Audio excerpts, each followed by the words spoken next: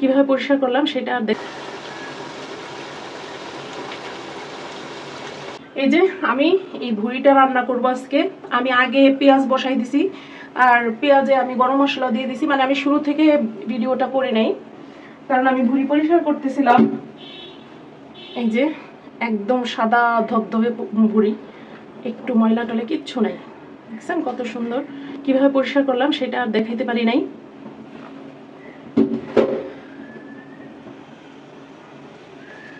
আর এখানে আমি কিছু পেঁয়াজ দিছি এবং পরিমাণ মতো তেল আর গরম মশলা, পরিমাণ মতো গরম মশলা। কিন্তু এর আগে আমি কিছু পেঁয়াজ বেরেস্তা করে রাখছিলাম। এই যে এই যে দেখা যায়, এই পেঁয়াজটা আমি বেরেস্তা করে রাখছি, কারণ এটা আমি লাস্টে দিব। আমি যখন ভুড়ি রান্না করি, ভুড়ির মধ্যে আমি এই পেঁয়াজ বেরেস্তাটা দিই। আর এই পেঁয়াজটা হয়ে গেছে, এখন আমি সব মশলাগুলি দিয়ে দিব, মানে বাটা মশলা, গুঁড়া মশলা। এখানে আছে আদা রসুন একসাথে ব্লেন্ডার করা। এই যে আদা রসুন পুরোটাই দিয়ে দিব।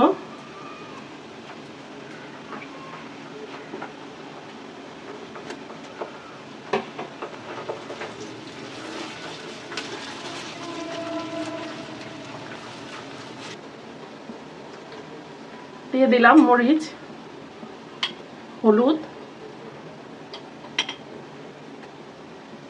ধনিয়া,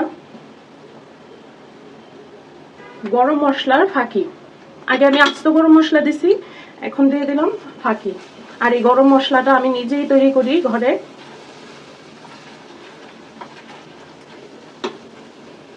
এই যে মশলাটা কত সুন্দরভাবে কষানো হয়ে গেছে। যেমনটা বলছিলাম যে এটা আমি অনেক সময় নিয়ে কষাবো, তেলগুলো একদম উপরে ভেসে উঠবে। একদম দেখেন পারফেক্টলি মশলাটা কষানো এখন কমপ্লিট। এই অবস্থায় আমি এই যে ভুড়িটা দিয়ে দিব।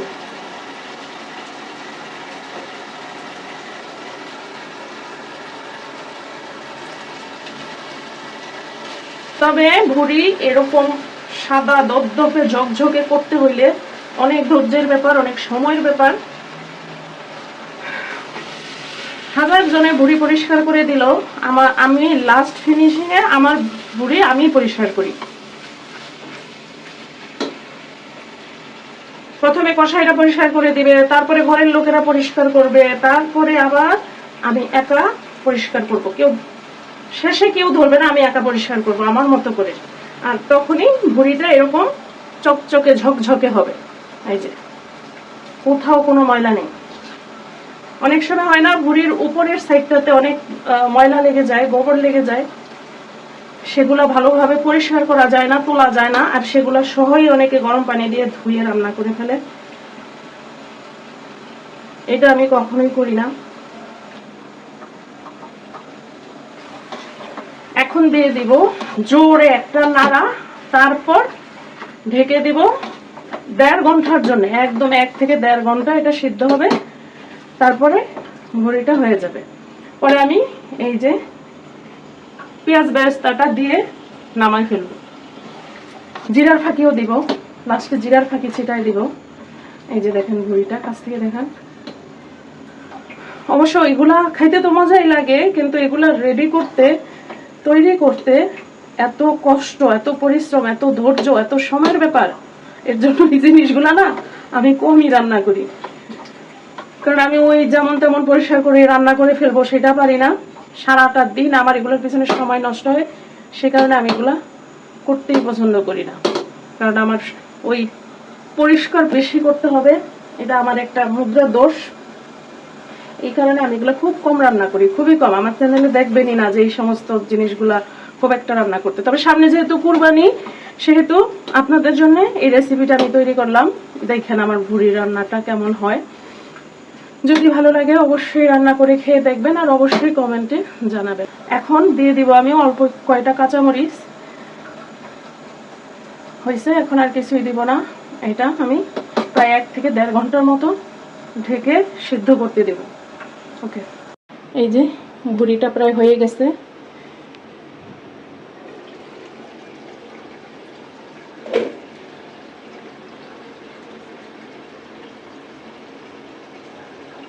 এই যে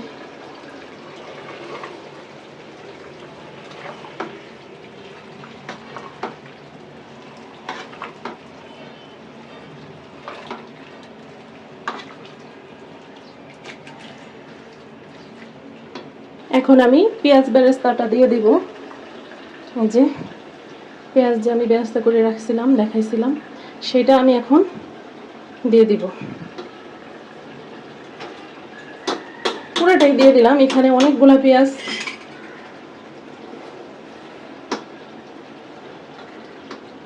এই যে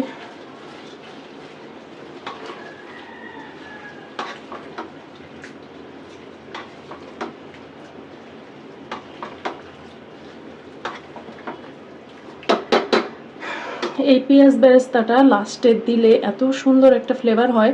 ভুড়ির মধ্যে যদি কোনো বাজে গন্ধ সামান্য একটু থেকে থাকে, সেটা এই পেঁয়াজে আর থাকবে না।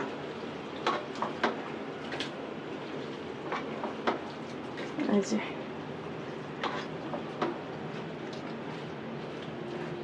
এখন আমি জিরার ফাঁকি দিয়ে এটা নামাই ফেলবো। আর বাইরে হচ্ছে বৃষ্টি হবে, দেখেন বিদ্যুৎ চমকে দিচ্ছে। আমি তো জানলা বন্ধ করে রাখছি কারণ বাতাস আছে। এই যে কাছ থেকে দেখাই কি অবস্থা।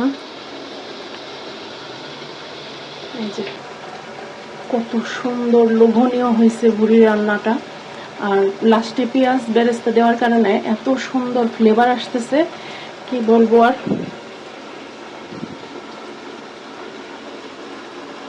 এই যে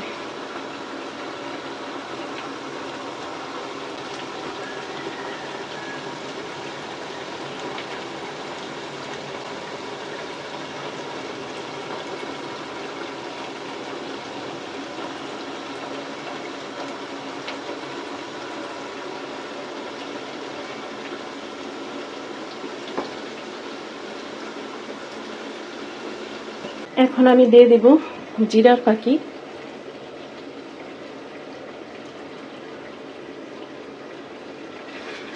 এই যে জিরার ফাঁকিটা দিয়ে আমি আরেকটু নাড়া দিয়ে দিব, তারপর আমি নামাই ফেলবো, জালটা বন্ধ করে দিব, কারণ আমার ভুড়ি রান্না একদম পুরোপুরি কমপ্লিট।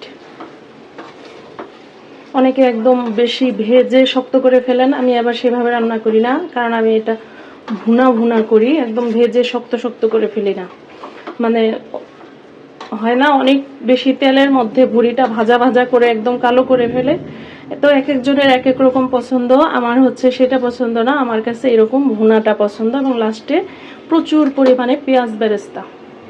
এই হয়েছে তো, কালোই তো হয়েছে। কেমন হয়েছে রান্নাটা বলেন? খুব সুন্দর হয়েছে। এই ভুড়ি তরকারি বাকারে কালো করে খেয়াল লাগে। এখানে এক বাটি পেঁয়াজ বেরেস্তা দেওয়া হয়েছে, সেই কালার আইছে, কালারফুল, খুব সুন্দর হয়েছে। এখন একদম রেডি খাওয়ার জন্য। তৈরি থাকেন, কে কে খাবেন খাইলে চলে আসেন। আর কুরবানির বেশি দিন নাই, কিন্তু আমরা কুরবানির আগে বুড়ি খাই হালাইলাম। হ্যাঁ, এটা কুরবানির দেব তুলা রইলো। হ্যাঁ, আবার পরে খাবো। কুরবানির পরে আবার যেটা ওটা তুলে রাখছি, ওটা আবার 7 তারিখে খাবো। হ্যাঁ, কুরবানিরটা আবার কুরবানির পরে দেখাবো। বাজারের থেকে কিনে আনছি। হ্যাঁ, টাটকা বুড়ি বাজার থেকে টাটকা বুড়ি কিনে আনছি, কিনাই না তারপরে রান্ধিলাম খুব সুন্দর করে। খাওয়ার পালা, কে কে চলে আসবেন, চলে আসেন, আসলে খাইতে পারবেন। এখন একটু ঢেকে দেন, জালটা দেখেন বন্ধ করে দেন। ওয়াও, গ্রান, কি গ্রান, কিছু বলেন না কেন? এই যে ঢেকে দিলাম, আস্তে আস্তে আর একটু শুদ্ধ হবো, খাইতে আরো সুন্দর লাগবে। জালটা বন্ধ করে দেন।